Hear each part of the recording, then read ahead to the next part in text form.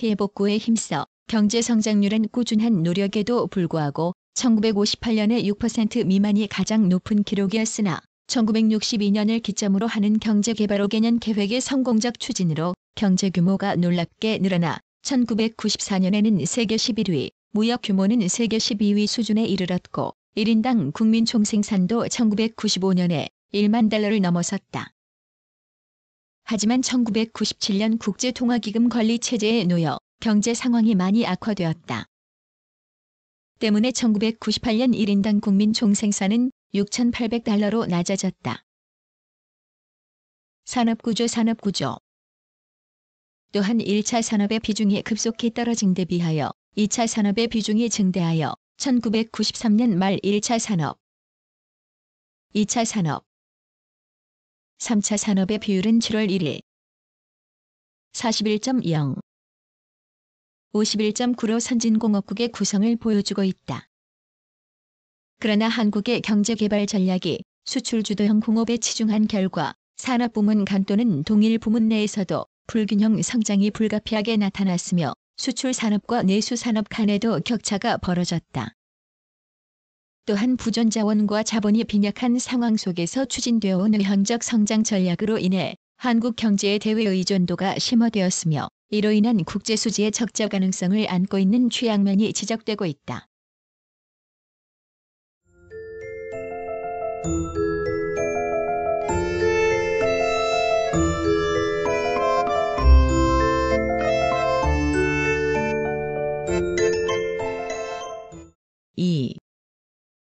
농업. 한국의 농업은 생활의 근간으로서 장구한 역사를 지니고 있는 바, 그 기원은 신석기 시대로 거슬러 올라간다. 조개더미 폐총, 분묘, 집터 주거지 등에서 출토된 석기류, 골제품을 보면 이미 BC 4에서 BC 2세기에 원시적 농경이 이루어졌음을 알 수 있다. 그 후 한사군의 설치로 고조선의 농경기술이 혁신되었음은 낙랑고군에서 나온 철제 농구로 짐작할 수 있다. 한편 한반도 중남부에 정착한 한민족은 BC 4에서 BC 3세기경 북방문화와 벼농사, 도작의 전례로 농업을 급진적으로 발전시켰는데 이 시대에 이미 육도작이 시작된 것 같다. 이어 수도가 들어와 삼국시대에 크게 발달하였다. 신라에서는 농업과 관련이 깊은 기상학, 천문학의 발달로 이미 농경문화를 확립시켰다. 고려시대에는 돌려짓기 방식, 윤작 방식, 계단식 경작을 채택, 양곡 증산과 농토 확장에 주력하였다. 또 14세기 초에는 원나라에서 목면이 전래되어 한국의 의생활의 주류를 이루었고 목축업의 효시라 할 목마장이 설치되었다. 조선시대에 이르러서는 농업기술과 농업경영면에서 크게 발전하였는데 전기의 융성에 비해 중기에는 제도상의 모순의 표면화와 임진왜란, 병자호란 등으로 위축되었고 다시 세도 정치로 인한 삼정문란 등으로 농민의 생활은 더욱 어려워졌다.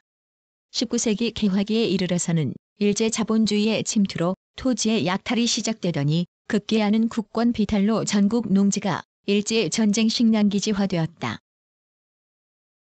이후 신품종의 도입, 일제 농기구의 보급, 비료공장의 건설 등으로 농업 발달을 기하기도 하였으나 이는 어디까지나 그들의 원시적 자본 축적이 목적이었으므로 영농계층의 영세화가 가속되어 전 농가의 83%가 소작인으로 몰락하였다.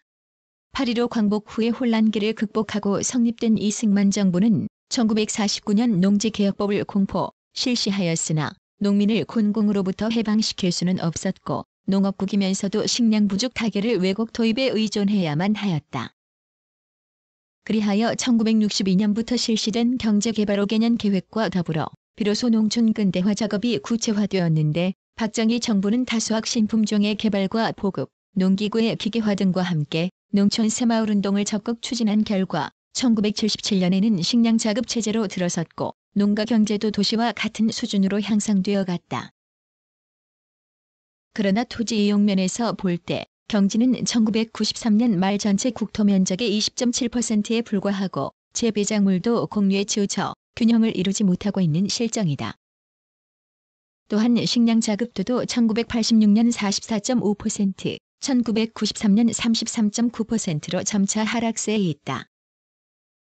따라서 관계시설 확충에 의한 전천 후 영농, 영농의 기계화, 단위 수확량의 증대, 특산품 개발 등을 통한 농업 구조의 개선이 이루어져야 할 것이다. 1998년 말 현재 농가 인구는 440만 명, 농가수 141만 3천호, 총인구에서 농업인구는 9.8%를 차지한다. 1997년 농가 호당 평균 소득은 2,348만 8천원, 농가 부채는 1,301만 2천원이다. 정부에서는 농업위기 극복을 위해 농산물 유통구조 개선과 수급 안정을 위한 정책을 마련하였고 친환경 농업 및 지식농업 기반을 구축하였다.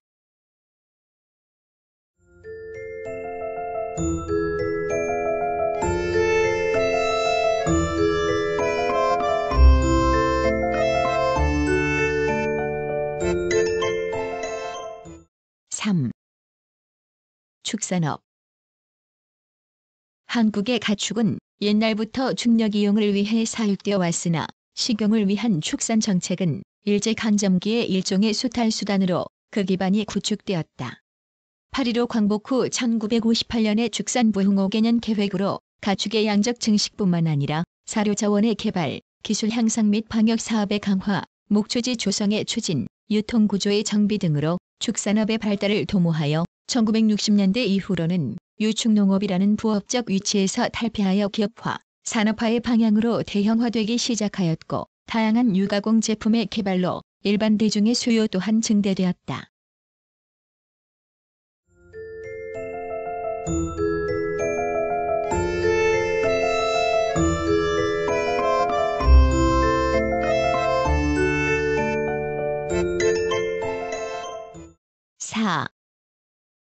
임업. 1788년 정조는 송금절목이라는 산림보호령을 반포하고 조림사업에 힘썼다.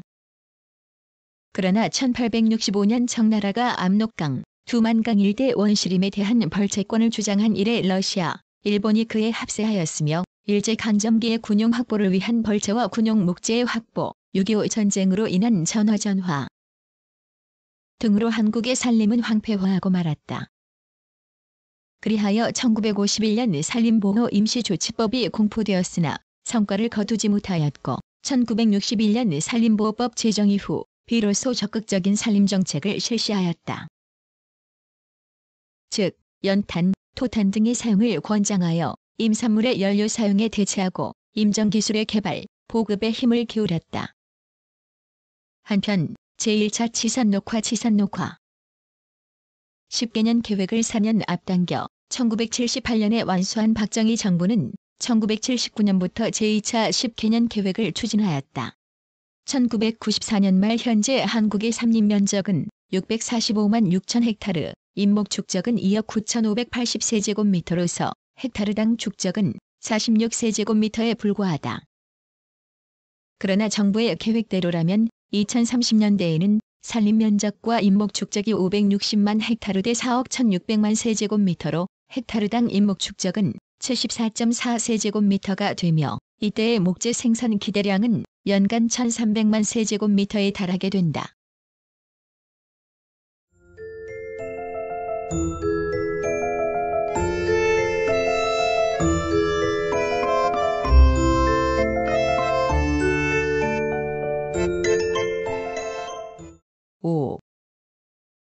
수산업.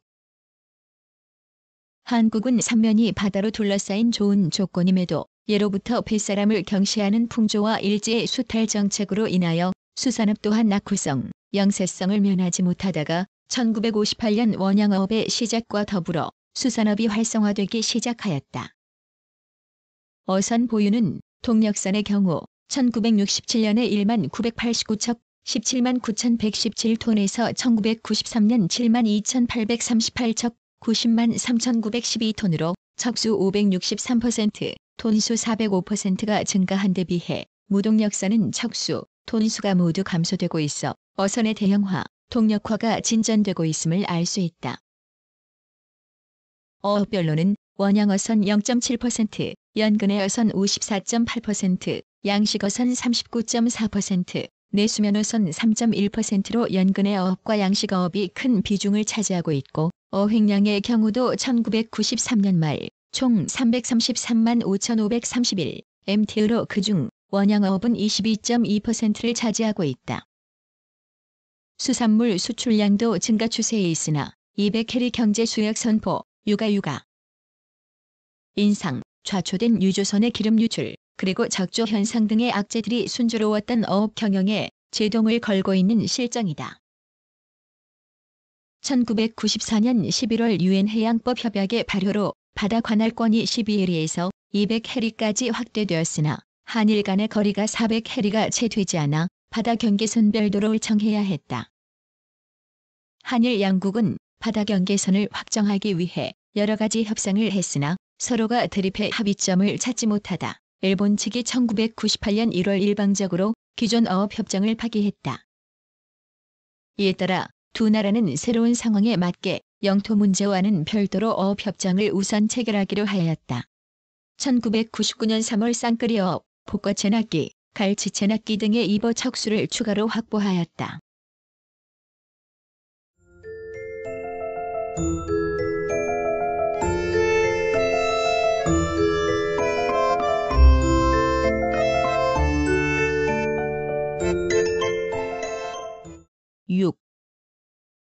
광공업.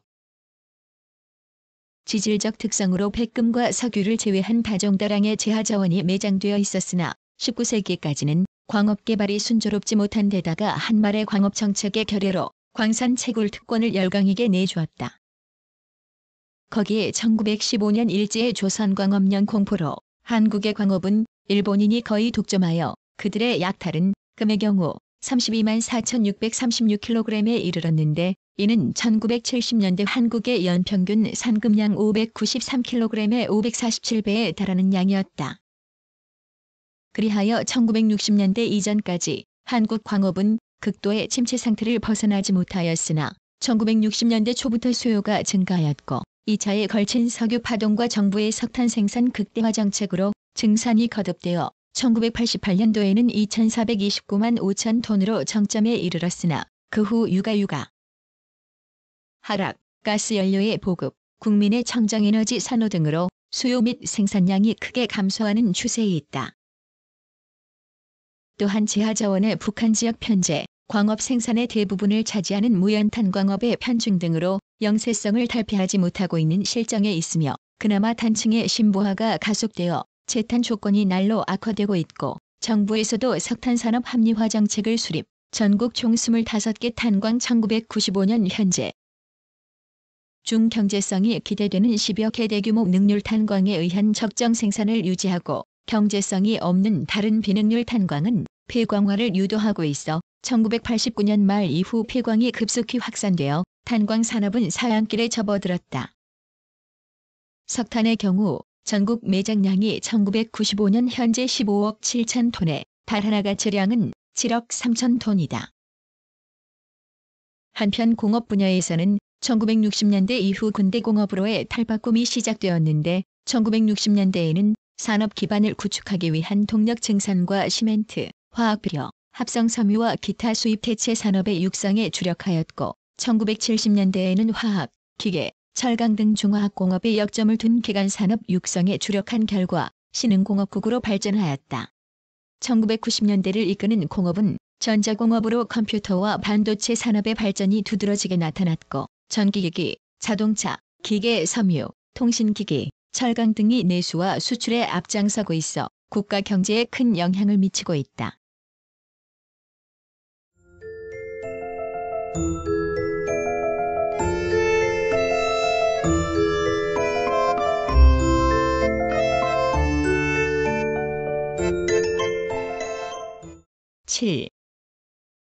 상업.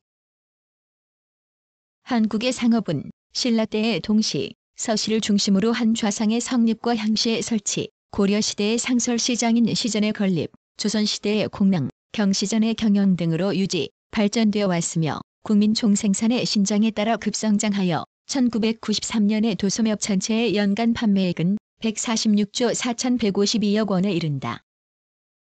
도매업 대소매업의 구성 비율을 보면 종사자 수는 28.1%대 71.9%, 사업체 수는 13.1%대 86.9%, 판매액은 53.3%대 46.7%로 도매업의 대형화와 소매업의 영세성이 매우 대조적이며 도매업체의 61.5%, 소매업체의 32.4%가 서울, 부산에 집중되는 이중적, 파행적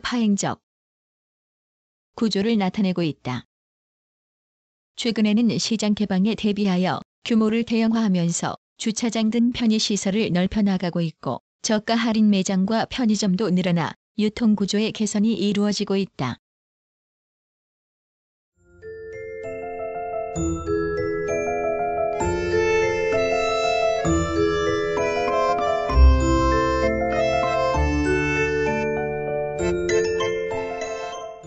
(6) 재정 8.15 광복 후 1950년대까지 미국의 원조에 의해서 수입이 충당되어 이승만 정부의 재정 역할은 제대로 수행되지 못했다.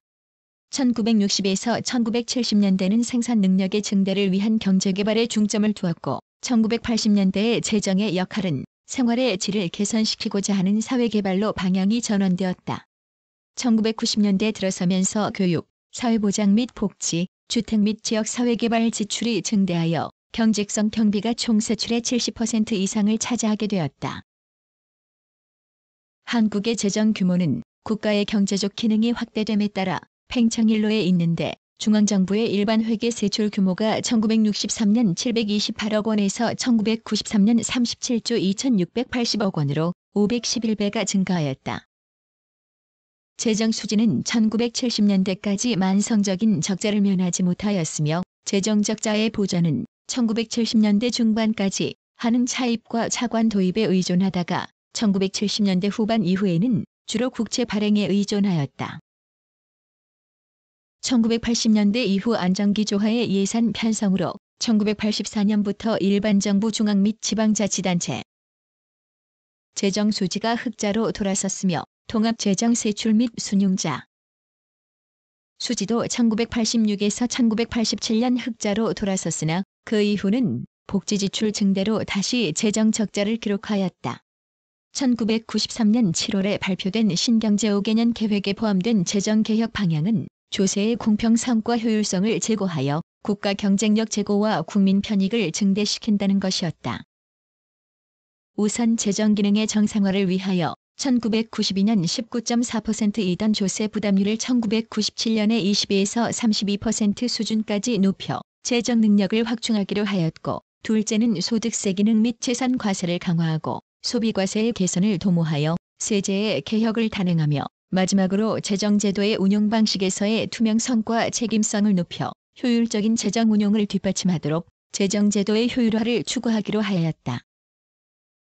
그리고 지역개발을 위한 국가 전체의 가용 재원이 효율적으로 사용될 수 있도록 지역개발 종합계획 제도도 도입한다는 것이다.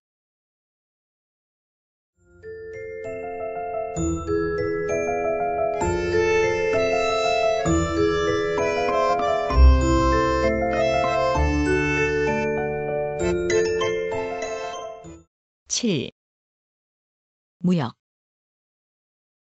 한국은 수출주도형 공업화 전략을 추구하였기 때문에 경제 성장에 따른 무역 규모도 크게 증가하였다.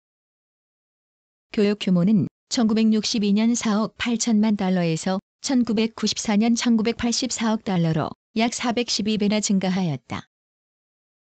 수출의 경우 같은 기간 중에 5,500만 달러에서 1994년 960억 달러로 1,745배가 늘어났고, 수입은 또한 4억 달러에서 1994년 1,023억 달러로 255배 증가하였다. 무역 수지는 1980년대 초반까지만 해도 적자에 시달렸으나 1987년부터는 삼저 현상의 호기를 맞아 수출이 급증하여 흑자로 돌아서는 전환기를 맞았다.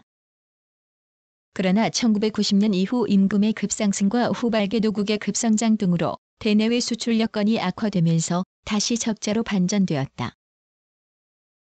한국의 수출은 1960에서 1970년대 초반까지 섬유, 합판, 신발유 등 경공업 제품이 주종을 이루었으나 1970년대 후반부터 1988년까지 철강, 기계, 선박, 전자제품이 주종을 이루었다. 그리고 1989년부터는 신발유 등의 수출이 부진을 보인 반면 전자제품, 섬유 제품, 기계류 자동차 등의 수출이 큰 폭으로 늘어나면서 수출 주종 품목으로 부상하고 있다. 수출 시장별로는 과거 한국의 수출 증대에 크게 기여한 미국, 일본, EC 등 3대 선진국 시장에 대한 수출 비중이 1989년 이후 크게 낮아지고 있다. 이에 반해 중국과 동남아시아 등 개도국에 대한 수출 비중은 증가하고 있다. 한편 수입에서 주종을 이루고 있는 기계류의 비중은 1974년 27%에서 1994년 36.5%로 증가하였다. 수입 시장별로는 대일 비중이 1994년 중 24.8%로 일본에 대한 수입 의존도가 여전히 높고 대중국 비중이 5%로 급증하고 있다.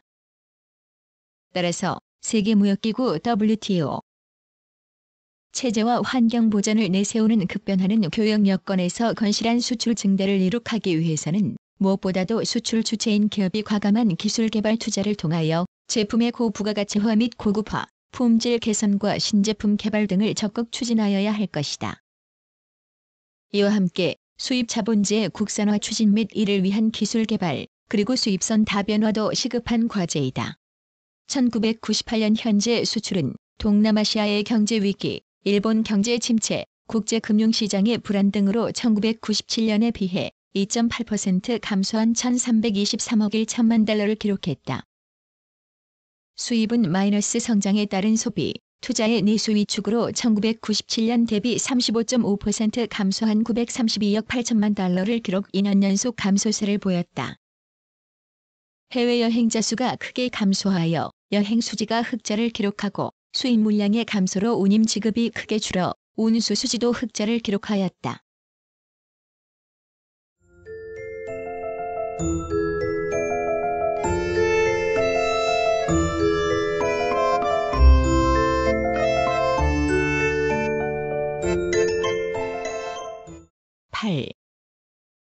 금융 1950년대 중반 은행법의 시행 등으로 금융제도 기반이 구축되었으며 1960년대 들어 경제개발 5개년 계획의 실시와 함께 이에 효율적인 지원 기능을 담당하는 금융체제로 발전해갔다. 1970년대 들어 경제체질 강화를 위해 8.3긴급 경제조치를 단행함과 동시에 단자회사, 상호신용금고, 종합금융회사 등 비은행 금융기관의 신설, 정비를 통해 사금융의 제도 금융권 흡수와 금융구조의 다원화가 추진되었고 1980년대 들어서는 경제 운영 방식이 민간시장 기능 중시로 바뀌면서 시중은행이 민영화되고 금융시장의 진입규제도 완화되었다.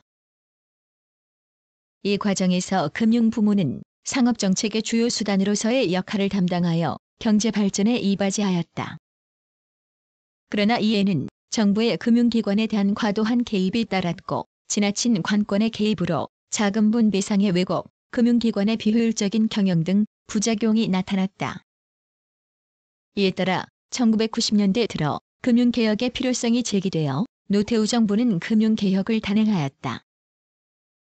우선 정부는 1991년 8월 4단계 금리자유화 계획을 발표하여 추진하였으며 1992년 1월에는 주식시장을 개방하여 일부 국내 상장 주식의 일정 한도 내 외국인 투자를 허용하였다. 또한 1993년 6월 신경제 5개년 계획과 제3단계 금융자율화 및 시장 개방 계획을 발표하여 1997년까지의 금융개혁과 시장 개방 일정을 제시하고 같은 해 8월에는 모든 금융기관과의 거래에서 실명을 의무화함으로써 금융거래 정보의 비밀을 보장하는 것을 주요 내용으로 하는 금융실명제가 실시되었고 금리자유화가 단계적으로 시행되고 있다.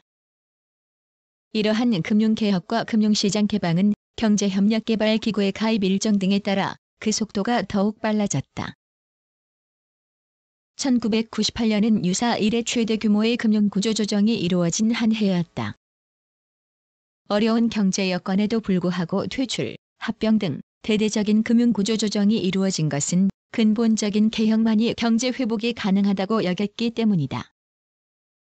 외환위기 발생 이후 1998년 4월까지의 기간은 본격적인 구조조정보다는 외환시장의 안정에 주력한 시기였고 그 후 본격적인 금융구조조정을 추진하였다. 보다 체계적이고 종합적인 금융감독이 이루어질 수 있도록 1998년 4월 재정경제부, 은행감독원, 증권감독원, 보험감독원으로 분산된 금융감독 기능을 금융감독위원회 및 금융감독원으로 통합하였다.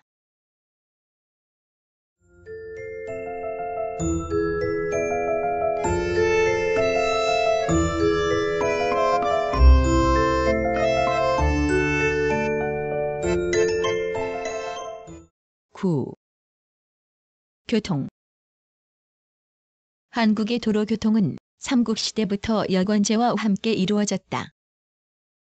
조선시대에 이르러 전국의 간선교통은 서울 한성을 중심으로 방사상방사장 형태를 이루어 의주, 경흥, 평해, 동래, 제주, 강화 등의 6개 방면으로 발달하였다.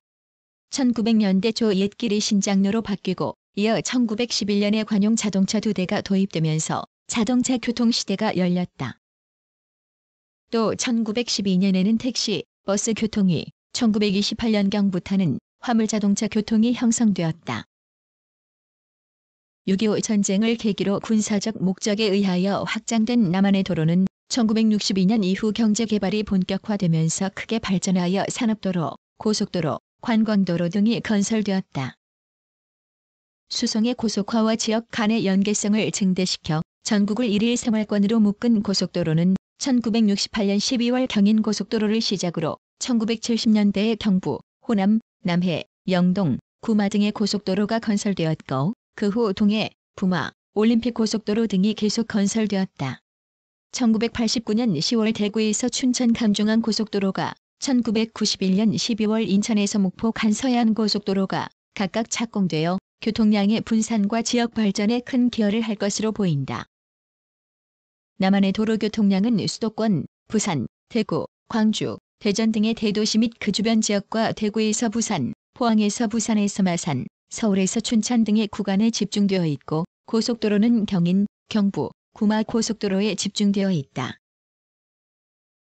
1998년 현재 남한의 고속도로 총연장은 20여 개 노선의 1996.3km에 달하고 오는 2004년까지는 3,500km로 건설 예정이다.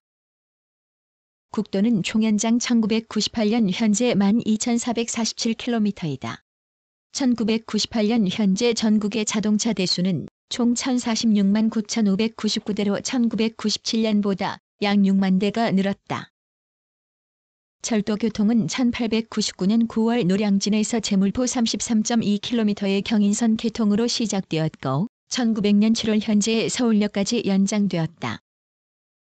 그 후 일제는 대륙 침략과 식민지 수탈을 목적으로 1905년 이후 경부선, 경의선, 호남선, 경원선, 중앙선 등을 건설하였고 태평양 전쟁을 계기로 경부선과 경의선을 복선하였다. 8.15 광복 후 남한에서는 산업개발, 지역 간의 상호결합 및 각 경제권 간의 신속한 교통연락을 위하여 태백선, 영동선, 삼비인입선, 호남정류선, 종합제철선 등의 산업철도를 건설하고 충북선과 경북선을 연장하였으며 경인선과 호남선 일부를 복선하였다. 철도 형태는 서울을 중심으로 8.15 광복 전에는 X자형을, 그 후에는 방사선 형태를 이루었고 지형상의 특수성 때문에 중앙선의 중령의 루프식, 영동선의 통리에서 나한정 구간의 스위치백식, 개마고원의 장진선, 부전선의 인클라인식 등의 특이한 형태도 있다.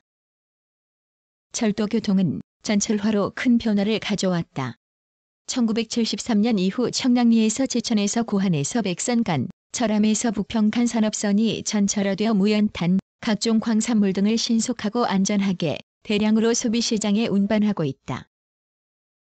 또한 1974년 이후 서울에서 인천, 서울에서 수원 및 신설동에서 잠실 종합운동장 간이 개통에 이어 서울순환철도, 당곡에서 금정, 지축에서 오리, 산본에서 안산 간 등의 지하철이 완성되어 서울에 집중되어 있는 인구 및 산업시설의 분산과 함께 새로이 도시교외 지역을 형성하고 있으며 1999년 현재도 수도권 및 부산의 지하철이 확충 또는 신설되고 있다. 철도교통은 주로 무연탄, 시멘트, 유류, 광석, 비료, 양곡 등 중량이 큰 화물을 수송한다. 철도 총연장은 광복 당시 전국 32개 노선의 6,362km였다. 화물 수송은 중앙선, 영동선, 태백선, 경부선 등에 집중되어 있다.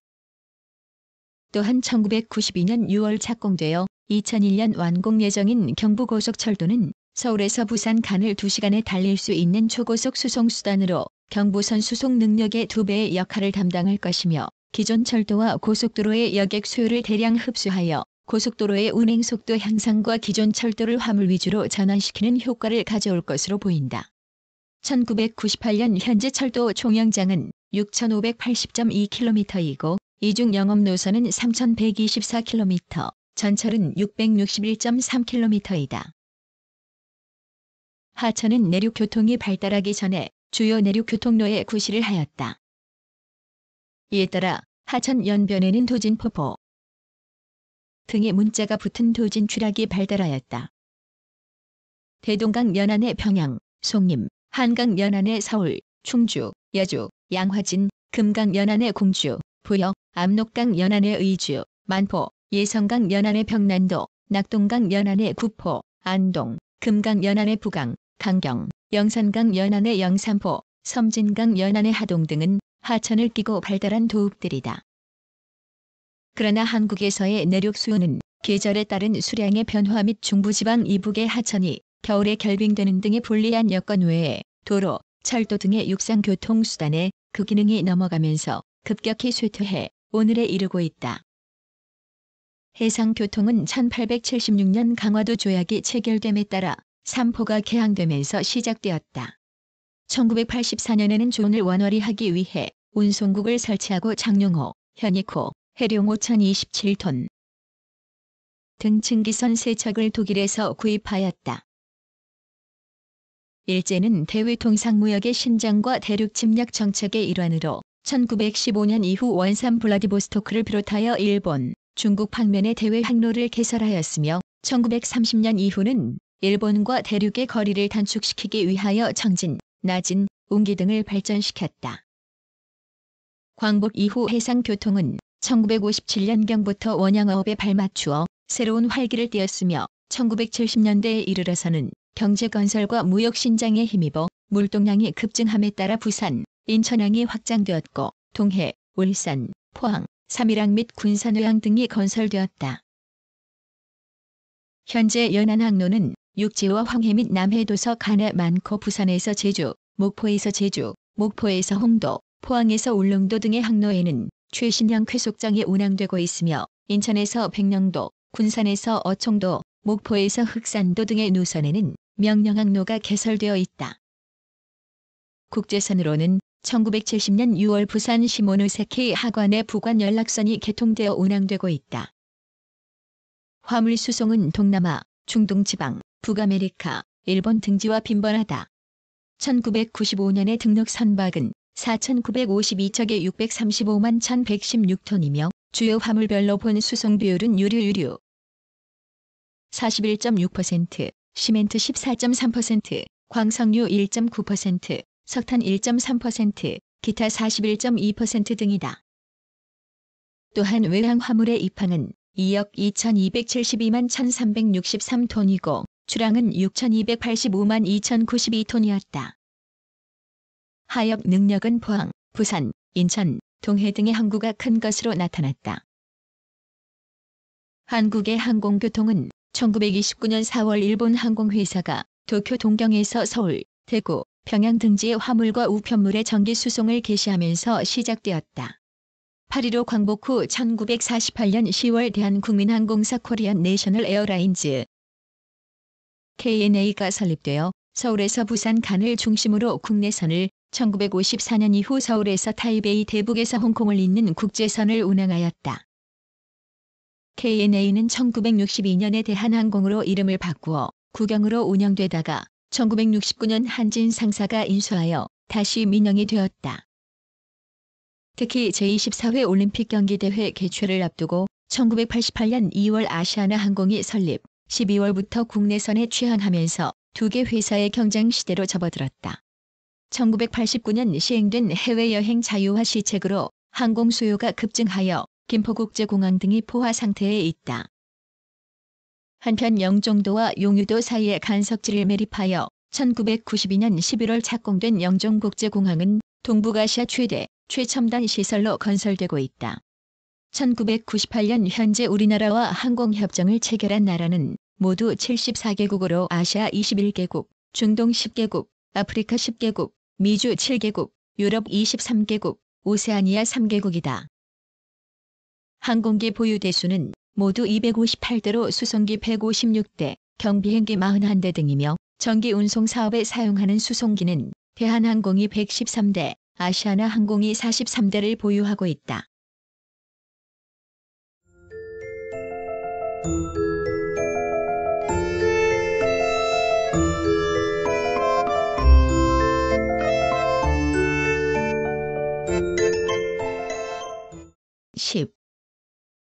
통신.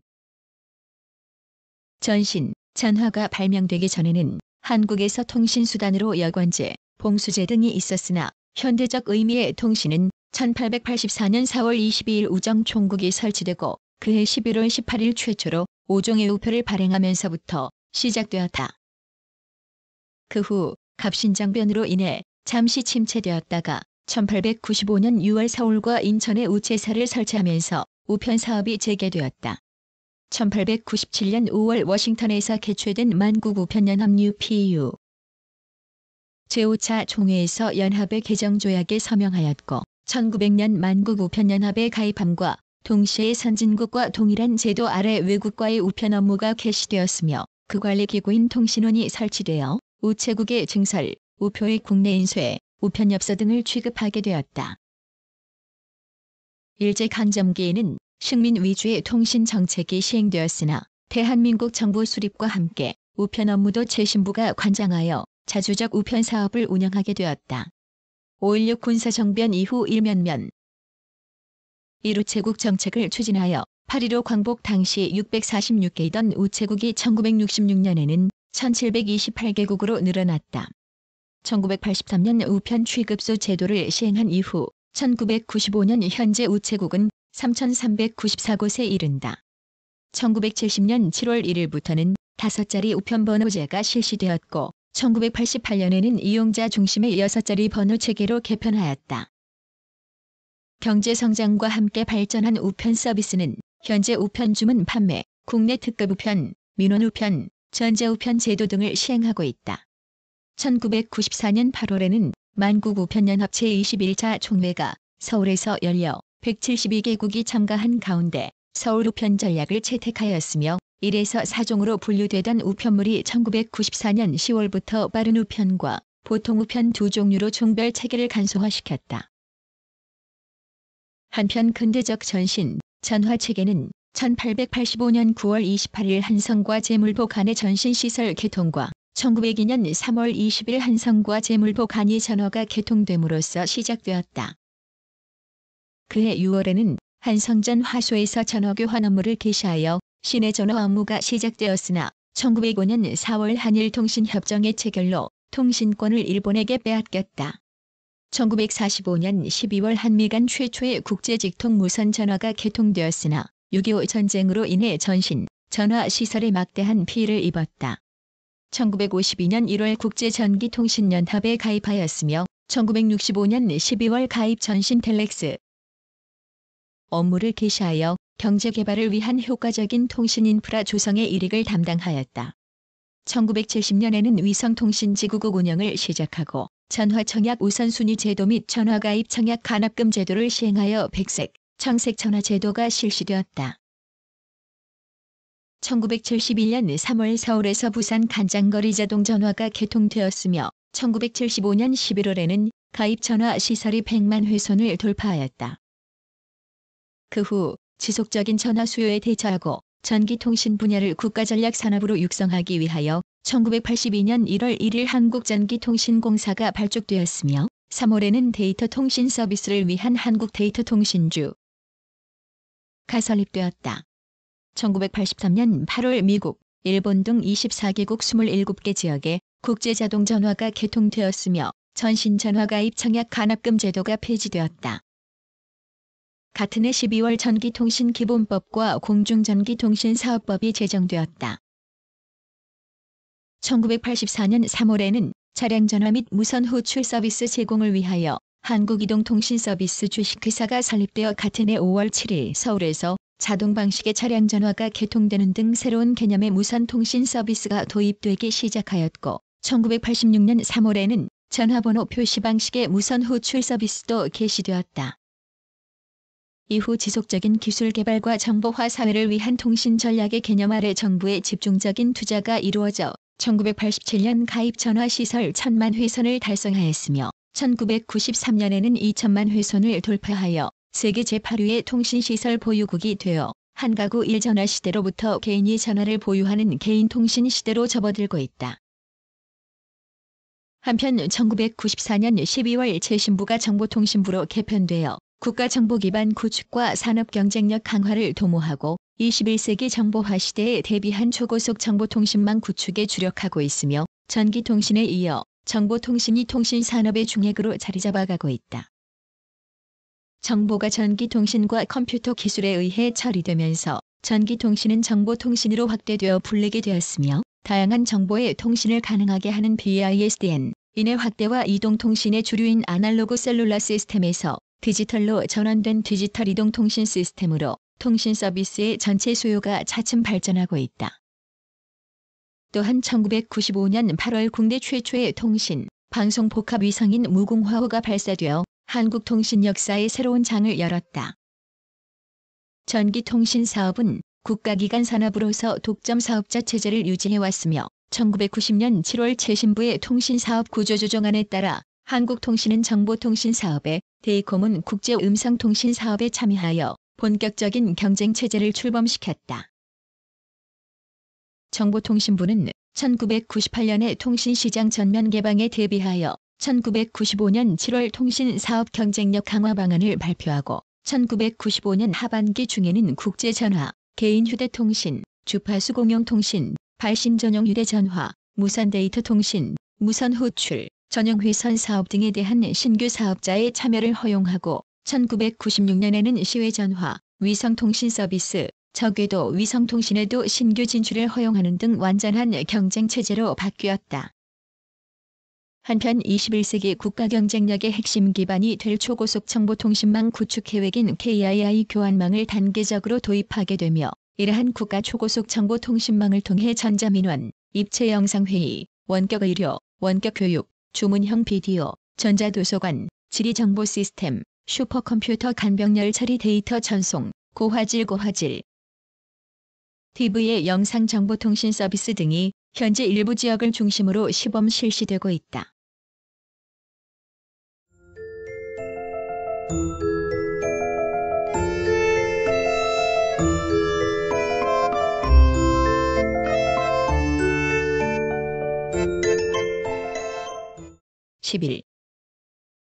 국민생활. 한국 사회는 지난 30여 년간 산업화와 그에 따른 도시화로 인하여 전통적인 한국인의 삶의 양식으로 크게 변모되어 왔다. 우리나라 산업구조에서 농업이 차지하는 비중은 크게 낮아져 농촌은 인구 감소와 함께 낙후 현상을 경험하고 상대적으로 도시는 팽창되어 산업시설의 집중과 인구 과밀 현상이 발생하였다.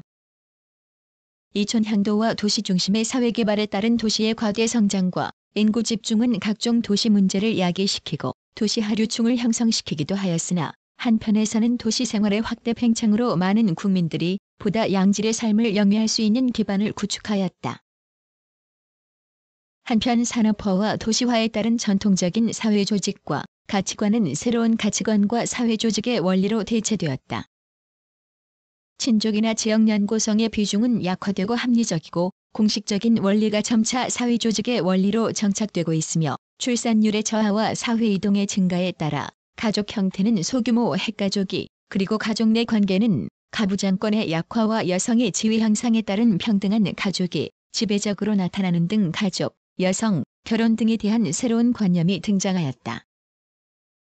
한편 지난 30여 년간의 경제성장은 경제적으로 풍요로운 생활을 가능케 하였으나 지역 간 불균형 발전, 도농 간 빈부격차와 격차의 심화에 따른 사회심리적 소외 현상과 갈등을 야기시키고 있다. 대중매체의 발전과 확대 보급은 전 국민이 균등하게 폭넓고 다양한 사회문화 생활의 영위를 가능하게 하며 지리적 표시성을 극복하여 국민 생활을 하나의 의식과 관심권으로 만들어가고 있다. 정치적 이유와 경제적 필요에 의해 정부의 확대 강화되어 왔다. 경제 성장을 위한 국민의 동원, 각종의 혁신을 위한 새마을운동과 같은 관주도의 운동이나 정치적 필요에 의한 행정력을 강화시켜 관료 행정이 국민 생활 전반에 미치는 영향이 지대하였으며 또한 사회의 다양한 조직들도 점차 관료적 형태를 띠어감에 따라 전 사회의 관료제화가 심화되고 있다. 한편 국민들의 의식 수준 향상과 끊임없는 노력으로 민주주의가 점차 확대 발전되어 1993년에는 민간정부가 출현되고 1995년에는 지방자치가 실시되는 등 정치적 민주주의의 정착을 위한 기틀을 다져놓았다. 생활, 교육, 의식 수준의 향상은 사회 각종 부문에서 관이나 특정 계층 편의 위주의 일방적인 관행보다는 주민의 적극적인 의사표현과 참여를 통한 환경운동, 시민운동 등의 보다 나은 삶에 대한 요구와 주인의식으로 표현되고 있다. 그러나 이처럼 한국 사회에 현대적인 삶이 파급되면서 이에 따른 대중사회의 특성을 복합적으로 드러내고 있다. 급격한 도시화에 따른 농촌의 고령화와 낙후, 소비나 향락 중심의 도시 문화가 매스미디어를 통해 급속하게 확대되면서 나타나는 가정 비행과 사회 문제, 급속한 산업화에서 오는 환경 파괴, 정치적 격변 속에서의 지역 간 대결, 빈부 격차의 심화에서 오는 계층 간 위화감, 서구 문화의 급속한 유입에 따른 가치관의 혼란 등의 부작용을 유발하였다. 일부 부유층의 과소비와 향량적 문화, 서구 문화의 무절제한 수용, 사회에서의 심리적 좌절과 감정적 유대 등이 확산되고 있다. 한편 중류계층의 확대와 다양한 사회문화적 욕구는 각종 오락과 여가 활동의 확대를 통한 각종 문화와 레저 산업, 프로스포츠 활성화 등 대중문화 현상이 확대 팽창되고 있다. 지난 30여 년 동안의 경제적 발전에 따른 풍요로운 생활, 정치적 민주주의의 확대, 다양한 사회문화적 요구의 충족, 서구 문화의 급격한 유입과 전통 문화의 파괴 등 국민 생활의 변화는 지금도 계속되고 있다. 그러나 이와 같은 급격한 한국인들의 생활 변화는 주로 물량적인 확대와 팽창이 중심을 차지하는 바, 앞으로는 물량적인 측면뿐 아니라 한국인의 삶의 질을 진정으로 향상시킬 수 있는 질적인 측면의 변화가 함께 이루어지는 방향으로의 변화가 요구된다. 8. 사회.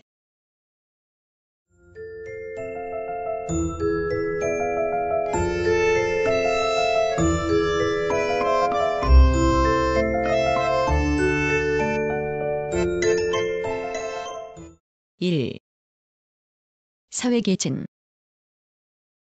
농업 중심의 전통적인 한국 사회는 해방 이후 특히 1960년대에 들어와 자본주의적 생산 양식을 수용하고 산업화를 추진하였다. 자본주의적 산업화는 직업분화와 경제활동의 중심을 비농업 분야로 하며 대다수의 사회 구성원들을 자본가, 경영자, 노동자라는 근대적인 계층, 계급으로 변화를 가져온다. 또한 합리성과 효율성을 증진시키기 위하여 사회 전반의 관료제화가 확대하여 새로운 중간층과 도시자 영업자들을 양산한다. 한국 사회도 지난 30여 년 동안 산업사회의 독특한 사회적 불평등 현상인 계층, 계급의 구조화가 진행되어 왔다. 한국 사회의 계층, 계급 구조를 인구 센서스 결과를 중심으로 살펴보면 한국 사회의 자본주의적 계급 분화가 얼마나 빨리 진행되었는가를 알 수 있다. 전체적인 양적 구성의 변화는 농어민층의 급격한 감소와 이들의 노동계급, 비영농자형층, 신증간층으로의 변화가 골격을 이룬다. 농어민층의 급격한 감소와 노동자 계급의 급격한 증가는 한편에서 한국 사회의 급격한 산업화 과정 속에 필요한 노동력의 대량 창출에서 기인한다. 자본가 계급도 일정한 성장을 보이는데 일제시대 자본을 형성하지 못했던 자본가 계급은 해방 후 일제하에 귀속 제3 불화 처리 과정에서 자본가 계급으로 형성되고 이후 산업화 과정에서 자본을 축적하여 핵심 지배계층이 된다. 한편 해방 이후 한국 사회의 시급한 과제였던 반봉건제의 해체는 농지개혁을 통해 이루어진다. 농지개혁은 1949년에 시작되어 지지부진하다 1957년에 일단락되었는데 농지개혁이 농민들의 의사가 반영되지 못하고 그 내용이 유상분배 원칙을 이루어져 대다수 농민들이 소규모의 토지를 소유한 차작 겸 소작이 영세농이 주류를 이루게 되었다. 1950년대에 이루어진 일제하 귀속재산과 농지개혁 등의 반봉건제의 해소와 한국 자본주의의 재편성을 통해 한국 사회는 근대적 계층, 계급 구조가 정착되어 간다. 귀속재산으로 형성된 산업자본 형태의 자본가 계급은 국가자본과 미국 원조로 이루어진 대부자본 형태의 국가자본이 사적 자본으로의 전화를 통해 사적 독점자본으로 되어가면서 독점자본가 계급을 형성한다. 한편 1950년대 말에는 노동인구가 10% 선에 육박할 정도로 일정한 양적 성장이 이루어진다. 그러나 1950년대 경제구조의 취약성은 농촌과 도시의 방대한 산업예비군을 누적시켰다. 국가 주도의 축적 과정에서 독점자본은 비약적으로 성장하여 1970년대 초를 거치면서 국민 경제에 대해 배타적인 지배력을 행사하는 재벌의 틀을 갖추게 된다. 반면 빈곤과 잠재적 실업 상태에 있던 대다수의 농민층은 한국 사회의 공업화 과정에서 지속적으로 도시로 이주하여 노동자 계급으로 되거나 또는 구중간 계급인 비영농자형층, 도시빈민으로 전환하였다. 1970년대에 들어서 산업노동자는 급속한 성장을 이루어 노동인구의 24.1%를 차지한 반면 농어민총은 1960년대에 노동인구의 2/3에서 1970년대에 1/2로 저하한다. 이 과정에서 도시와 농촌의 산업예비군들도 비율에 있어서는 일정한 저하를 보이며 구중간제 계층은 지속적인 성장을 한다. 1970년대의 고도 축적을 통하여 노동자 계급은 1985년에는 노동인구 45%를 점하게 되어 전체 노동인구의 가장 큰 범주가 되며 농어민층은 1/4 수준으로 축소된다.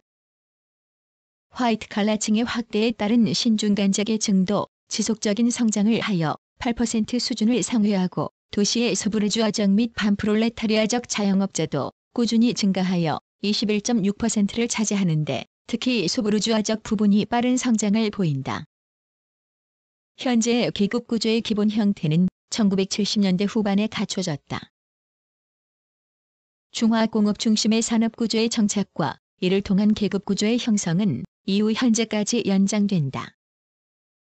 그러나 1990년대의 농촌 인구의 절대적 감소로 농민층의 이농 현상은 감소할 것이며 이에 따른 도시 비영농자형층은 감소할 것이다. 노동자 계급의 성장은 당분간 지속될 것으로 보이는데 특히 서비스 부문이 확대 팽창에 따른 서비스 부문 노동자의 일정한 성장은 계급 구조의 새로운 변화를 가져오고 있다. 1980년대 말까지 비약적으로 성장한 독점 자본은 지배력을 더욱 심화시켜 한국 사회의 핵심 지배계층을 이루고 있으며 노동자 계급은 인구의 절반에 달하여 크게 성장한 민중운동의 중심적 위치를 차지하고 있다. 지난 30여 년간 정부 주도의 근대화 정책은 경제 성장을 이룩하고 자본주의적인 근대적 계층, 계급 구조를 정착시켰다. 그러나 정부의 인위적인 산업화 추진과 계급 구조 형성은 소수 지배계층과 대다수 피지배층 간의 계급 간 갈등을 심화시키고 국민들 간의 위화감을 조성시키기도 하였다. 앞으로의 자본주의적 산업화의 심화에 따른 노동자 계급의 성장은 사회 계급 간 갈등의 심화를 가져올 가능성이 크기 때문에 이것을 해결할 수 있는 갈등의 제도화 장치뿐 아니라 산업화 과정에서 소외되었던 노동계급을 비롯한 피지배계층에 대한 균형적인 사회정책적 대책 마련이 시급하다.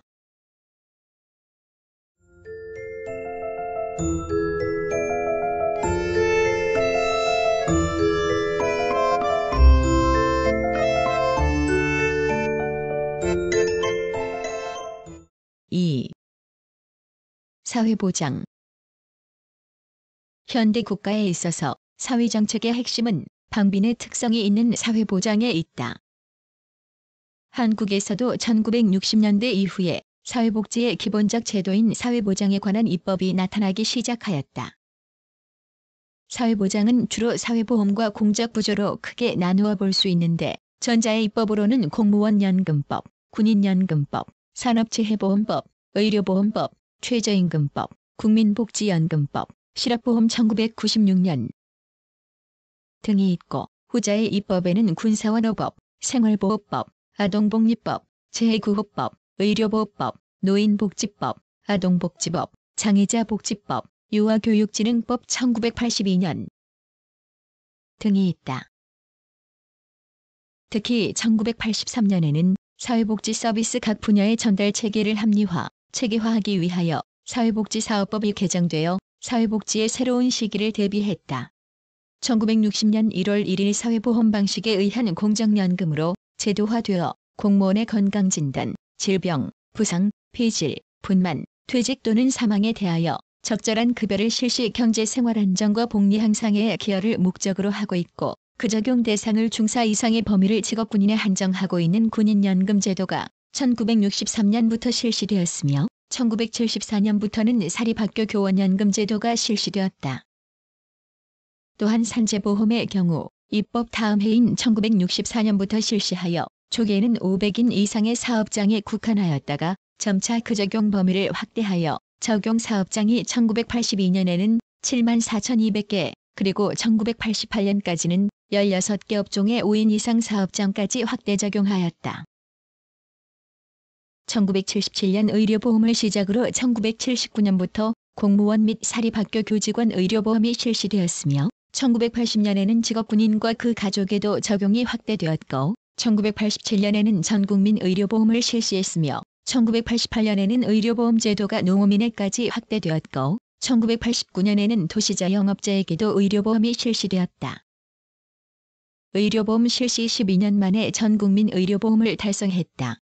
1998년 현재 의료보험 적용 대상 인구는 전국민의 96.4%인 4,441만 명이고 공적부조 제도인 의료보험 대상자는 3.6%인 170만 명이 적용을 받고 있다.